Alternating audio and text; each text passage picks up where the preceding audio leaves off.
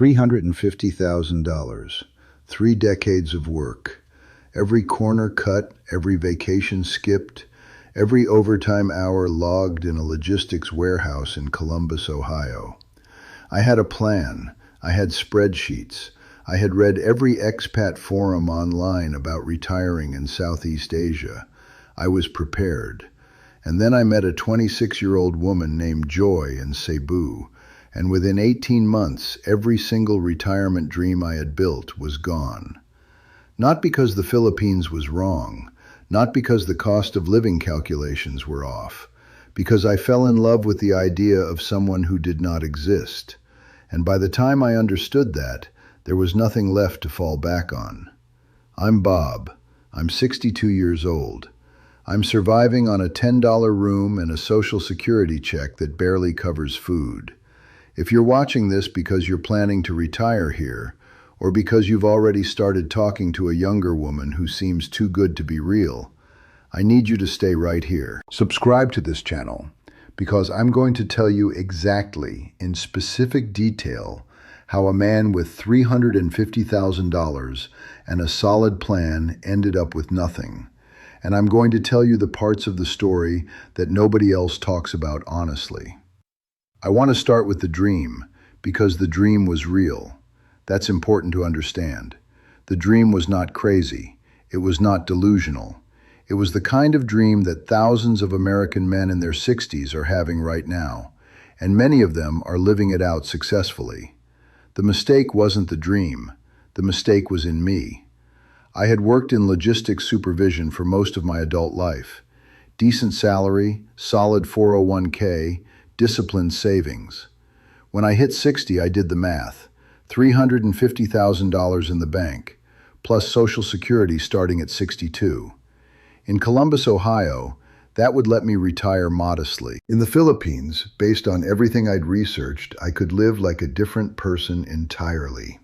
$2,000 a month covering rent, food, healthcare, transportation, and I'd still have the savings sitting as a cushion. The other part of the dream, the part I'm less comfortable admitting, was the relationship part. I had been alone for a long time. Not a bachelor who enjoyed his freedom. A man who ate dinner by himself most nights and didn't have anyone to tell things to.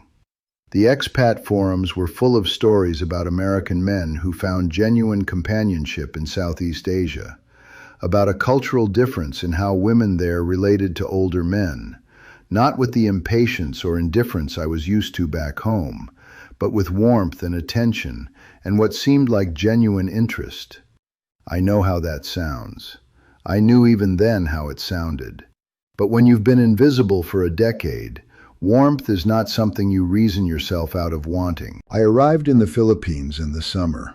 Cebu City first, which is smaller and less chaotic than Manila, with a colonial-era downtown and a harbor and a constant salt and diesel smell coming off the water. I rented a furnished apartment in a mid-range building, found a few expat groups, started learning the rhythms of the place.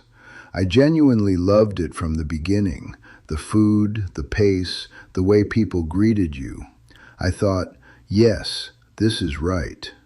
Joy came into my life through a church community gathering about 3 weeks after I arrived. She was 26 from Samar province, introduced to me by the woman who ran the guest house where I'd initially stayed. Modestly dressed, soft-spoken. She didn't try to impress me, which in retrospect was itself a technique. She just listened. She asked quiet, intelligent questions about my life back in Ohio. She said she admired men who had worked hard and built something. By the end of that first evening, I was interested. By the end of the first month, I was attached. By the end of the second month, I had stopped thinking clearly, and my retirement plan, all those careful spreadsheets, had started bending around her. The retirement dream didn't collapse all at once. That's what I need you to understand. It eroded, slowly, steadily, in increments small enough that each one seemed manageable, and it was only when I looked back across the whole arc of it that I could see what had actually happened. The financial drain started through family emergencies. This is standard. I know that now, in the same way I know what a supply chain bottleneck looks like after you've dealt with 100 of them. But inside it, it doesn't look like a pattern. It looks like bad luck combined with the reasonable needs of a family that simply has very little. Joy's mother was the first crisis.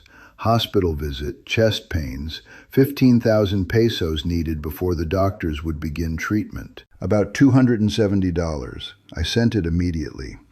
A week later, she texted me a photo of her mother smiling in a hospital bed, holding a bunch of flowers, and said, "Thank you, she couldn't have gotten through it without me." That photograph did more damage than the money transfer, because now I wasn't just a man who liked a woman. I was a man who had helped save her mother's life. I had a role in this story. I was the provider, the protector, the answer to the family's prayers. And that role felt extraordinary after years of being nobody's answer to anything in Columbus. The requests continued, never from Joy directly. That's the technique I want you to mark.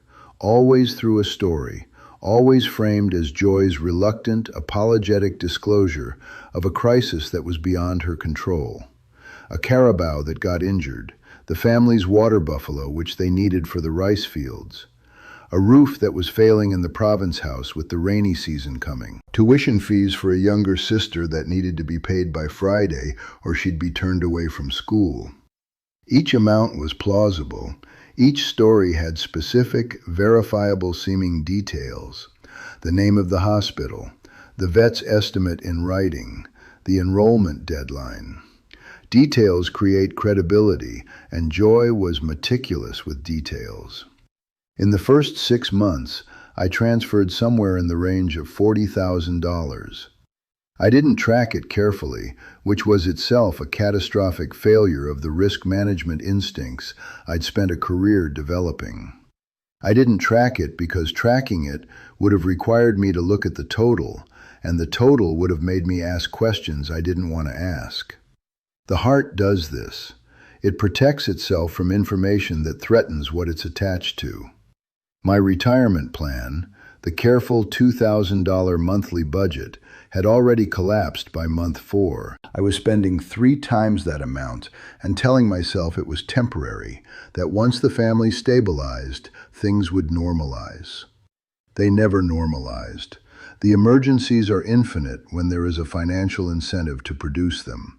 I want to tell you about the moment I understood, because there was a specific moment, and it was quieter than I expected it to be.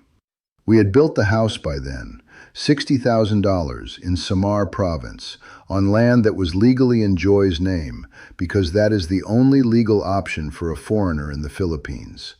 I had rationalized this thoroughly. We were going to be married. I trusted her. And in any case, I was there, living in the house I had built, with the tile I had chosen, and the windows positioned for the morning light. What could go wrong with something you could physically stand in? The answer is everything.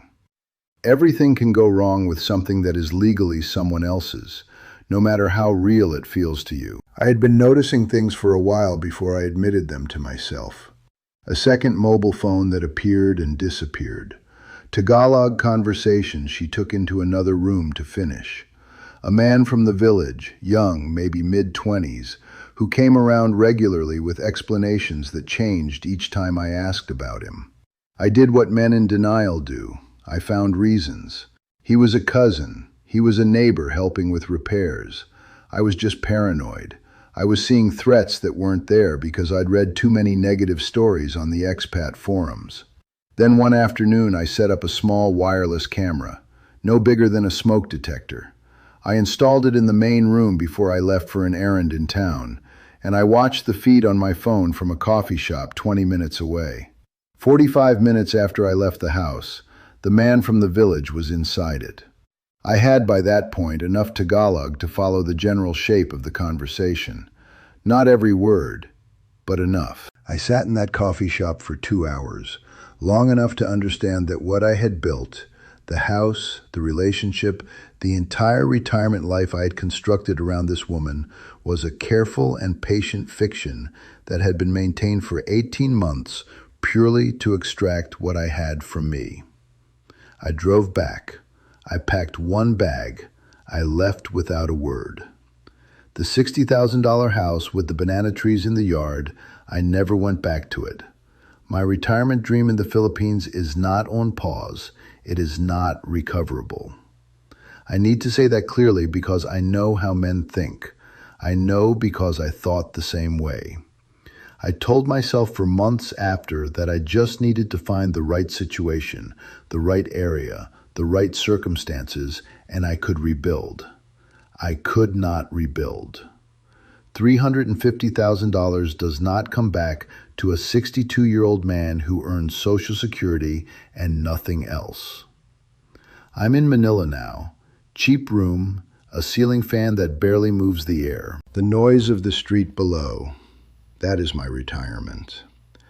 I'm not telling you this to talk you out of the Philippines. I'm telling you this so you go in with your eyes open instead of with the wide open chest I showed up with. Budget the relationship before you commit to it. If money is moving from you to her family within the first 3 months, you do not have a relationship. You have a financial arrangement that is dressed like a relationship. Stop it immediately, or at minimum, stop it until you can see clearly what the pattern actually is. Add up the total every single month and look at the number honestly. If the number is climbing without a logical end in sight, that is your answer. Never build on land you don't legally own. The Philippine property law is what it is. Foreigners cannot own land. That is the reality. But the reality has legal workarounds, long-term leases, condominium units where foreigners can hold title, proper legal structures. What the reality does not have is a relationship-based workaround. Where getting married is not a legal document. It is a feeling, and feelings are manipulable. Get a lawyer before you spend a single dollar on property. Spend $5,000 on legal advice before you spend $60,000 on a house. I wish to God somebody had said that to me. Know the language. Even basic Tagalog changes the equation. If you cannot follow a conversation in the language of the country where you are living and building a life, you are operating blind. The conversations you cannot understand are often the most important ones. Start studying before you arrive and do not advertise that you're learning. And understand what you're actually looking for before you go looking for it. I came to the Philippines because I was lonely, because I wanted to be valued, because I wanted the life that had felt denied to me back in Ohio. That is a legitimate desire, but it is also a vulnerability, and vulnerabilities get found. A man who needs connection desperately enough will convince himself that the connection he has found is real, even when every signal says otherwise. I did this. I paid for it with everything I had. I'm 62 years old. I wake up every morning in a $10 room and try to figure out what the next year looks like. If you are sitting somewhere comfortable watching this video, take it seriously. The retirement dream is real. The Philippines can be extraordinary, but go in with your eyes open, your money protected, and your loneliness honestly dealt with before you ever book the flight. Subscribe, stay with me, I'll keep talking.